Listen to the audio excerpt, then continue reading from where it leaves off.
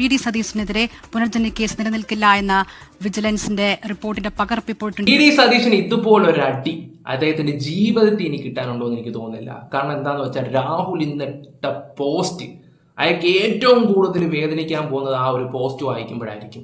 ഇതൊന്നും അയാൾക്കൊരു വിഷയമല്ല, അയാൾ കേസിൽ നിരപരാധിയാണ്, അതെല്ലാം കറക്റ്റ് തെളിവ് കണ്ട് ഇപ്പം പുറത്തു വന്നിട്ടുണ്ട്. പക്ഷെ രാഹുലിന്റെ ആ പോസ്റ്റ് അയാൾ ഇന്ന് ഉറക്കം കിടത്തും, ഉറപ്പാ. വി.ഡി. സതീശനെതിരെ തെളിവുകളില്ല, ഇത്രയേ ഉള്ളൂ. എന്തിനാ മറ്റേ ആന്റണിയുടെ ജട്ടി കേസ് കേട്ട് നൈസായിട്ട് ഒഴിവാക്കാൻ വാങ്ങിച്ച തോന്നിവാസങ്ങളാണ് ഇതെല്ലാം. ഇപ്പൊ എല്ലാവർക്കും മനസ്സിലായല്ലോ. അതുകൊണ്ടാണ് ഇന്നലെ രാഹുൽ മാങ്കൂട്ടത്തിന്റെ കാര്യം എടുത്തിടുകയും ചെയ്തത്. ഇപ്പൊ തന്നെ വി.ഡി. സതീശന്റെ എനിക്ക് ഏറ്റവും കൂടുതൽ ഒരു പോസ്റ്റ് വായിച്ചപ്പോൾ എനിക്ക് ശരിക്കും കണ്ണു നിറഞ്ഞു പോയി. കാരണം വേറെ ഒന്നുമല്ല, രാഹുൽ മാങ്കൂട്ടത്തിന്റെ പോസ്റ്റാണ്. അതും വി.ഡി. സതീശന് സപ്പോർട്ടായിട്ട്. ഇദ്ദേഹത്തിനൊരു പ്രശ്നം വന്ന സമയത്ത് ഒരാൾക്കാരും അദ്ദേഹത്തിനെ സപ്പോർട്ട് ചെയ്തിട്ടില്ല, രാഹുലിനെ. ഒരു മനുഷ്യർ പോലും. എല്ലാവരും തള്ളിക്കറഞ്ഞു. ഷാഫി ആദ്യം സപ്പോർട്ട് ചെയ്തിട്ട് പിന്നെ ഷാഫിയും പിന്നെ പാർട്ടിയുടെ ഒരു തീരുമാനമാകുമ്പോൾ അവർ ഉറച്ചു നിന്നു. പക്ഷെ ഇപ്പോൾ വി.ഡി. സതീശന് ഒരു പ്രശ്നം വന്നപ്പോൾ ആദ്യം 5 മണിക്കൂർ മുമ്പ് ഇട്ട ഒരു പോസ്റ്റ്, അദ്ദേഹം ഇടാൻ കാണിച്ച ആ ഒരു മനസ്സ്, കാരണം കൂടെ നിന്നവരെ അയാൾ പ്രൊട്ടക്ട് ചെയ്തു, കൂടെ ഉള്ളവരെ പ്രൊട്ടക്ട് ചെയ്തു. പക്ഷെ മറ്റവര് കാണിച്ചത് ഓക്കെ, എന്തോ ആയിക്കോട്ടെ. ഇതൊക്കെ എന്തായാലും ഒത്തൊരുമയുണ്ടല്ലോ. ഇപ്പം ഇദ്ദേഹം ഒത്തൊരുമ കാണിച്ചല്ലോ, അതന്നെ ഒരു വലിയ കാര്യം തന്നെ. എന്തായാലും നമുക്ക് ആ പോസ്റ്റ് ഒന്ന് വായിച്ചു നോക്കാം. വി.ഡി. സതീശന് കിട്ടാവുന്ന ഏറ്റവും വലിയ ഇന്നത്തെ ശിക്ഷ എന്താണെന്ന് വെച്ചാൽ അത് ഈ ഒരു പോസ്റ്റാണ്. അല്ലാതെ മറ്റേത് ഫേക്ക് കേസാണെന്ന് എല്ലാവർക്കും അറിയാം. എന്തിന് മറ്റേ MLA കാര്യം ഒതുക്കാൻ വേണ്ടി. പിന്നെ എനിക്ക് ഒന്നും കൂടെ ജനങ്ങളോട് പറയാനുള്ള കാര്യം എന്ന് വെച്ചാൽ, സോഷ്യൽ മീഡിയ ഇല്ലാത്ത കാലത്ത് 5 വർഷം കോൺഗ്രസ് ആണെങ്കിൽ 5 വർഷം കമ്മ്യൂണിസ്റ്റ് ആണ് ഭരിച്ചുകൊണ്ടിരിക്കുന്നത്. കാരണം എന്താണെന്നറിയാം, സോഷ്യൽ മീഡിയയിലെ സത്യാവസ്ഥകൾ, ഇപ്പോഴത്തെ റിയാക്ഷൻ വീഡിയോസ് ഉള്ളവർ പഴയതും പുതിയതും ഒക്കെ പൊക്കിക്കൊണ്ടുവന്ന് കുറെ സത്യാവസ്ഥകൾ നിരത്തുന്നുണ്ട്. പണ്ട് കാലത്ത് അതില്ലായിരുന്നു. പണ്ട് കാലത്ത് അങ്ങനൊന്നുമില്ല. കാരണം 5 വർഷം ഇവർ ഭരിച്ചില്ലേ, മുടിപ്പിച്ചില്ല, ഇനി ശരിയാവത്തില്ല എന്നൊക്കെയുള്ള ഒരു സംസാരമായിരുന്നു പണ്ട് കാലത്ത്. അപ്പൊ അടുത്ത പാർട്ടി വരട്ടെ എന്നുള്ള ഒരു ഇത്, അങ്ങനായിരുന്നു പണ്ട് കാലത്തുള്ള രീതികളൊക്കെ. അടുത്ത പാർട്ടി വരട്ടെ. പിന്നെ അതുപോലെ തന്നെ ഇല്ലാത്ത കള്ളക്കഥകൾ ഉണ്ടാക്കി പറയും. ഓക്കെ, ഇപ്പം കോൺഗ്രസ് ഭരിക്കുന്നെങ്കിൽ കമ്മ്യൂണിസ്റ്റുകാർ ഇല്ലാത്ത കഥകൾ ഉണ്ടാക്കി പറയുമ്പോൾ ആൾക്കാർ അത് വിശ്വസിക്കും. ഇപ്പൊ സോഷ്യൽ മീഡിയ ഇതെല്ലാം ഉണ്ടോണ്ട് എല്ലാ കാര്യങ്ങളും മനസ്സിലാക്കുന്നുണ്ട്. എത്ര വർഷം കൊണ്ട് ജനങ്ങളെ പറ്റിച്ചുകൊണ്ടിരുന്ന ഒരു പാർട്ടിയാണ് ഈ കമ്മ്യൂണിസ്റ്റ് പാർട്ടി. ഇപ്പൊ എല്ലാവർക്കും മനസ്സിലായി കാണുമല്ലോ. എന്തായാലും രാഹുൽ മാങ്കൂട്ടത്തിന്റെ ആ ഒരു പോസ്റ്റ് ഓക്കെ. എന്തായാലും ഞാൻ എപ്പോഴും രാഹുലിനെ സപ്പോർട്ട് ചെയ്താണ് ഇടുന്നത്. രാഹുൽ ഇലക്ഷന് നിൽക്കണമെന്നാണ് എൻ്റെ ആഗ്രഹം. അതുപോലെ നിങ്ങൾക്കും ആഗ്രഹം ഉണ്ടെങ്കില്ല നിങ്ങൾ അത് ലൈക്ക് ആയിട്ട് ഇട്ടാൽ മതി. കഴിഞ്ഞ വഴിക്ക് 3000-ഓളം ലൈക്ക് വീണിട്ടുണ്ടായിരുന്നു. കാണുന്നവരെല്ലാവരും ലൈക്ക് ചെയ്യുക. പിന്നെ അഭിപ്രായം, വി.ഡി. സതീശന് കിട്ടിയ ഏറ്റവും വലിയ ഇന്നത്തെ ശിക്ഷ ഇതല്ലേ? അതും കൂടെ നിങ്ങൾ കമന്റ് ബോക്സിൽ രേഖപ്പെടുത്തുക. എന്തായാലും രാഹുൽ ഇട്ട ആ പോസ്റ്റിനെ നമുക്കൊന്ന് വായിക്കാം. വീഡിയോയിലേക്ക് പോകുന്നതിന് മുമ്പ് എല്ലാവരും ഒന്ന് ചാനൽ ഒന്ന് സബ് ചെയ്യുക. പുതിയതായിട്ട് വന്നവർ ആരും സബും കാര്യങ്ങളൊന്നും ചെയ്യുന്നില്ല. എല്ലാവരും ചാനൽ സബ് ചെയ്യുക. കറക്റ്റ് ഇൻഫർമേഷനും കാര്യങ്ങളും കറക്റ്റ് വിവരങ്ങളും ഒക്കെ നമ്മൾ കൊണ്ടെത്തിക്കുന്നതായിരിക്കും. നിങ്ങളുടെ അഭിപ്രായം അതുപോലെ തന്നെ കമന്റ് ബോക്സിൽ കൊടുക്കുക. എന്തായാലും നമുക്ക് വീഡിയോയിലോട്ട് പോകാം. പുനർജനിയിൽ ആദ്യമായി അന്വേഷണം ആവശ്യപ്പെട്ടത് ശ്രീ വിജയൻ സർക്കാരാണോ? അല്ല. BJP ആണോ? അല്ല. അത് ശ്രീ വി.ഡി. സതീശൻ തന്നെയാണ്. അതെ, വി.ഡി. സതീശൻ തന്നെയാണ് അന്വേഷണം വേണമെന്ന് പറഞ്ഞത്. ഒന്നാം വിജയൻ സർക്കാരിനെതിരെ അവിശ്വാസ പ്രമേയം കൊണ്ടുവന്നപ്പോൾ അതിന് പ്രതിരോധം എന്ന നിലയിൽ പുനർജനി പദ്ധതിക്കെതിരെ ആരോപണം CPM ഉന്നയിച്ചു.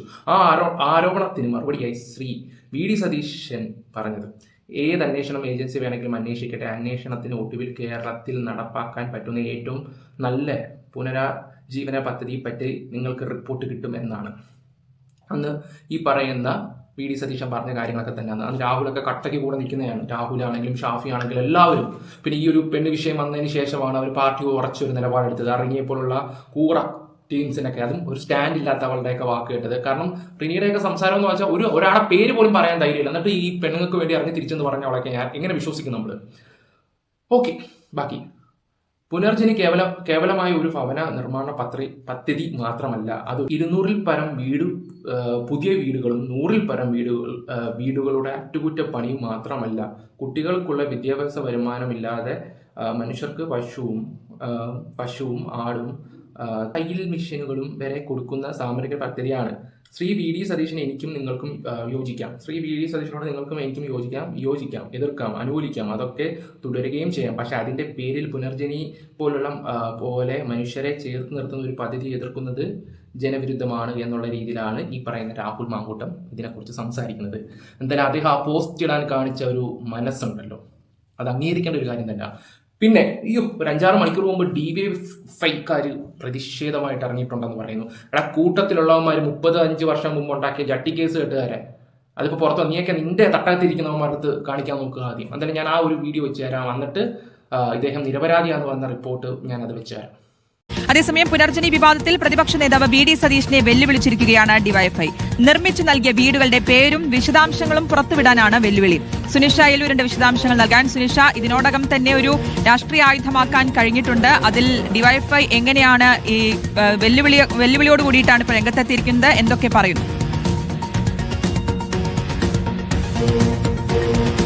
ശ്രുതി, പുനർജനി പദ്ധതിയുമായി ബന്ധപ്പെട്ടുകൊണ്ട് തന്നെ CBI അന്വേഷണത്തിന് വിജിലൻസ് ശുപാർശ ചെയ്തൊരു പശ്ചാത്തലത്തിൽ പ്രതിപക്ഷ നേതാവ് പ്രതികരണവുമായി രംഗത്തെത്തിയിരുന്നു. അദ്ദേഹം ചില പ്രതികരണങ്ങൾ നടത്തുകയും ചെയ്തിരുന്നു ഈ വിഷയവുമായി ബന്ധപ്പെട്ടുകൊണ്ട്. അതിന് പിന്നാലെയാണ് ഇപ്പോൾ ഡിവൈഎഫ്ഐ ഒരു വെല്ലുവിളിയുമായി രംഗത്തെത്തിയിരിക്കുന്നത് എന്നതാണ്. അതായത് ജനപ്രതിനിധിയായ VD സതീശൻ വിദേശത്ത് പോയി പണപ്പിരിവ് നടത്തിയോ, നടത്തിയ പിരിവിൽ എത്ര പണം വന്നു, ഏതെല്ലാം ഇനത്തിലാണ് ചെലവഴിക്കപ്പെട്ടത്, ഏത് ഏജൻസി ഏത് വർഷത്തിൽ ഓഡിറ്റ് ചെയ്തു തുടങ്ങിയ നിരവധി ചോദ്യങ്ങൾ നേരത്തെ തന്നെ ഉണ്ടായിരുന്നു. ഈ പണം ഉപയോഗിച്ച് എത്ര വീടുകൾ വെച്ചു നൽകിയും തുടങ്ങിയ കാര്യങ്ങൾ ഉണ്ടായിരുന്നു. നേരത്തെ മാധ്യമങ്ങൾക്ക് അദ്ദേഹം മറുപടി നൽകിയിരുന്നത്, അതായത് VD സതീശൻ മാധ്യമങ്ങളോട് പറഞ്ഞിരുന്നത് 209 വീടുകൾ വെച്ച് കൈമാറി എന്നുള്ളതായിരുന്നു. അതുകൊണ്ട് തന്നെ അതിൽ പിടിച്ചുകൊണ്ടാണ് ഇപ്പോൾ ഡിവൈഎഫ്ഐ വെല്ലുവിളി ഉയർത്തിയിരിക്കുന്നത്. അത്തരത്തിൽ വീടുകൾ കൈവച്ചു നൽകിയിട്ടുണ്ട് എങ്കിൽ ആ വീടുകളുടെ പേരും അതിന്റെ വിശദാംശങ്ങളും പുറത്തുവിടാൻ പ്രതിപക്ഷ നേതാവ് VD സതീശൻ തയ്യാറാണോ എന്നതാണ് ചോദ്യം. ഏതായാലും ഈ വെല്ലുവിളിയെ പ്രതിപക്ഷ നേതാവ് എങ്ങനെ സ്വീകരിക്കുമെന്നുള്ളതാണ് ഇനി അറിയേണ്ടത്. ഏതെങ്കിലും തരത്തിൽ ഈ വിവരങ്ങളോട് പ്രതികരിക്കാനോ അല്ലെങ്കിൽ ഇത്തരത്തിലുള്ള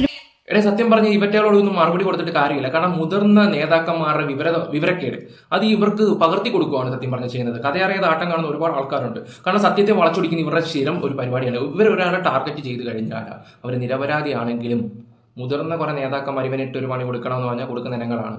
അവൻ നിരപരാധിയാണെങ്കിൽ പോലും സത്യം പോലും മനസ്സിലാക്കാതെ, കാരണം നമുക്ക് അനുഭവമുണ്ട്, ഈ അടുത്ത സമയത്ത് ചില വിഷയങ്ങളിലൊക്കെ അനുഭവം ഉണ്ടായിരുന്നു. അപ്പൊ തന്നെ അതും എത്ര നല്ലവനാണെങ്കിൽ പോലും പാർട്ടിയുടെ ഒരു തീരുമാനമുണ്ട്. ആ പാർട്ടിയുടെ നിങ്ങൾ നിന്ന് പോകുന്ന കുറെ എണ്ണം ഉണ്ട് ഇതിനകത്ത്, പറഞ്ഞിട്ട് കാര്യമില്ല. ഓക്കെ, എന്തായാലും നമുക്ക് ബാക്കി പോസിറ്റീവായിട്ടുള്ളൊരു ന്യൂസ് നോക്കാം. അദ്ദേഹം നിരപരാധിയാണ്, തെളിവില്ലെന്നുള്ളത്. VD സതീശനെതിരെ പുനർജനി കേസ് നിലനിൽക്കില്ല എന്ന വിജിലൻസിന്റെ റിപ്പോർട്ടിന്റെ പകർപ്പ് ഇപ്പോൾ 24 ലഭിച്ചിരിക്കുകയാണ്. ഷഫീദ് റാവുത്തറാണ് വാർത്തയുടെ വിവരങ്ങളുമായി ചേരുന്നത്. അഴിമതി നിരോധന വകുപ്പ് പ്രകാരം നിലനിൽക്കില്ല ഈ കേസ് VD സതീശനെതിരെ എന്നാണ് വിജിലൻസിന്റെ റിപ്പോർട്ട്. കഴിഞ്ഞ വർഷം സെപ്റ്റംബറിലാണ് DIG കാർത്തിക് ഇങ്ങനെ ഒരു റിപ്പോർട്ട് നൽകിയിരിക്കുന്നത്. ഷഫീദ് റാവുത്തർ വിവരങ്ങളുമായി ചേരുന്നു. ഷഫീദ്, ഈ റിപ്പോർട്ടിന്റെ ഉള്ളടക്കം എന്താണ്? അഴിമതി നിരോധന വകുപ്പ് പ്രകാരം ഈ കേസ് നിലനിൽക്കില്ല എന്ന് പറയുന്നു. ഇതേ കേസിലാണ് ഇപ്പോൾ ഒരു വർഷം മുൻപ് നൽകിയിട്ടുള്ള CBI അന്വേഷണത്തിന്റെ ശുപാർശ നേരത്തെ പുറത്തുവന്നത്. എന്താണ് വിവരങ്ങൾ? അതിൽ വളരെ പ്രധാനപ്പെട്ട ഒരു വിവരമാണ് ഇപ്പോൾ പുറത്തു വരുന്നത്. അതായത് VD സതീശനെതിരെ അഴിമതി നിരോധന വകുപ്പ് പ്രകാരം കേസ് നിലനിൽക്കില്ല എന്നുള്ള വിജിലൻസിന്റെ ഒരു റിപ്പോർട്ട് ഇപ്പോൾ പുറത്തു വരുന്നുണ്ട്. ആ റിപ്പോർട്ടിന്റെ ഡേറ്റ് അടക്കമുള്ള കാര്യങ്ങൾ നമുക്ക് കാണാൻ സാധിക്കും. 19/9/2025 എന്നുള്ളതാണ്. അതായത് സെപ്റ്റംബർ 19 തീയതി അന്നത്തെ വിജിലൻസ് ഡയറക്ടർക്ക് വേണ്ടി കാർത്തിക് IPS ആണ് ഇതുമായി ബന്ധപ്പെട്ട ഒരു കത്ത് റിപ്പോർട്ട് സർക്കാരിന് നൽകിയത്. അതിൽ പറയുന്ന കാര്യം VD സതീശൻ MLA-ക്കെതിരെ സ്പീക്കർ ആവശ്യപ്പെട്ട കാര്യങ്ങളിലുള്ള വിശദീകരണം ചുവടെ ചേർക്കുന്നു.